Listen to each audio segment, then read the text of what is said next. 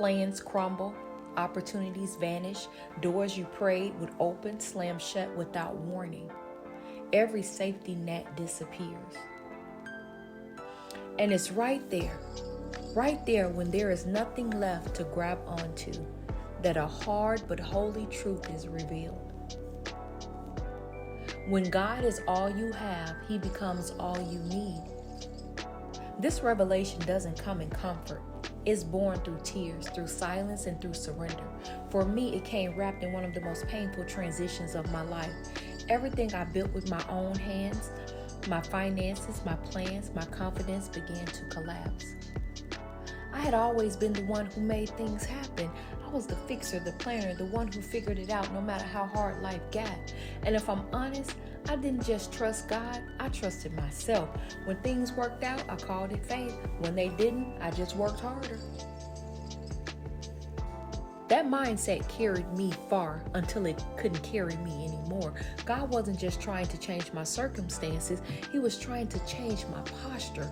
I didn't need another strategy, I needed surrender. It started with a decision I knew I wasn't supposed to make. I accepted a job far on the other side of the country, despite every internal warning telling me not to do it. I was disobedient because I believed I knew what was best for me. From day one, something felt wrong. Tension filled the room. Everything that could go wrong did. What I thought I was hired to do wasn't what I was doing. I wasn't empowered at all. I was controlled.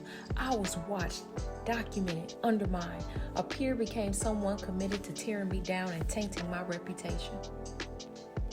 But in my previous role, I was respected, confident, secure. But I entered this new space, y'all, with pride, disguised as confidence. And God allowed the covers to be snatched back. Because see, that pride showed up in subtle ways.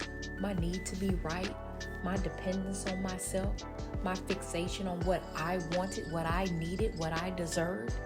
Pride had become a shield protecting wounds I never allowed God to heal. Wounds rooted in survival, and my body felt it. Stomach ulcers, hair falling out, anxiety, depression, dis-ease. I had two choices: stay and keep deteriorating, or leave and trust God with the unknown. I chose to leave.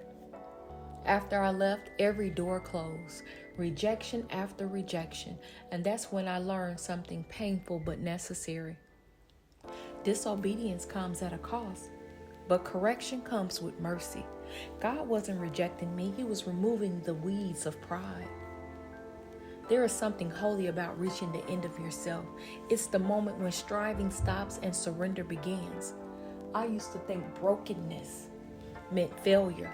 Now I know it's where rebuilding starts. God wasn't punishing me. He was positioning me, clearing space for a deeper faith.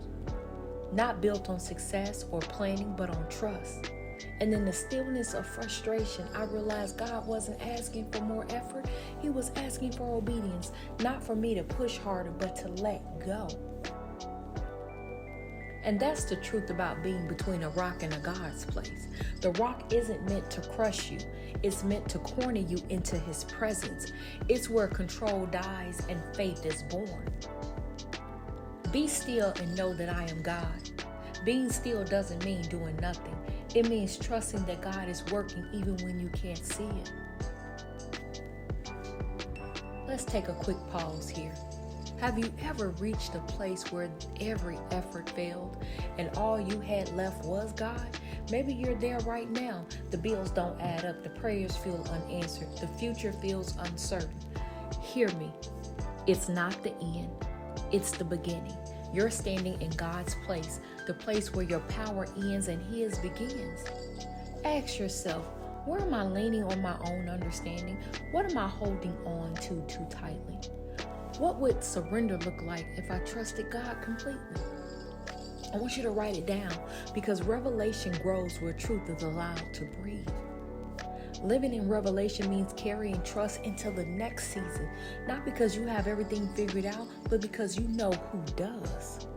And when you've seen God provide when there was no way, you stop panicking when plans fall apart.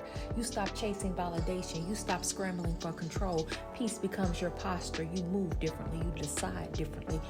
You trust differently. Daily surrender. Remembering God's faithfulness. Walking with others in honesty. And serving even while you wait. That's how revelation grows. So let this season be the season you stop striving and start surrendering.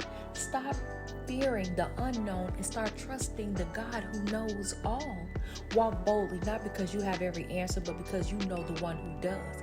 And when God shows up, because he always does, don't keep it to yourself.